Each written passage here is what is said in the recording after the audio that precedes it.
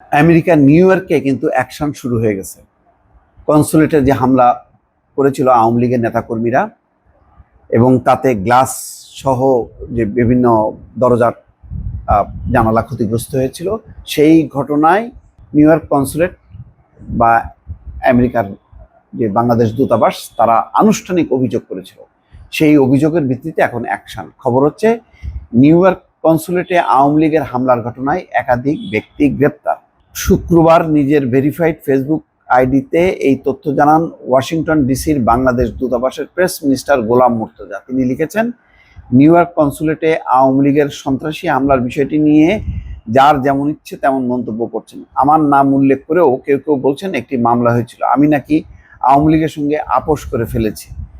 আমরা মত প্রকাশের স্বাধীনতা বিশ্বাস করি। ভিত্তিহীন, তথ্যহীন, অসত্য মত প্রকাশ করলে আমার কিছু করার থাকে না।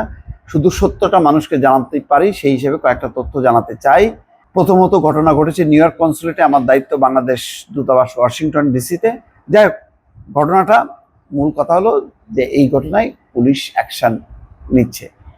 আমেরিকা বা পশ্চিমারা তারা বিক্ষোভের একটা মাত্রা পর্যন্ত অ্যালাউ করে, কিন্তু আপনি যদি হামলা করেন, কাউকে আঘাত করেন, সেটা ব্যক্তি বা বস্তুতে, সেটাকে কিন্তু তারা অপরাধ হিসেবে গণ্য করে।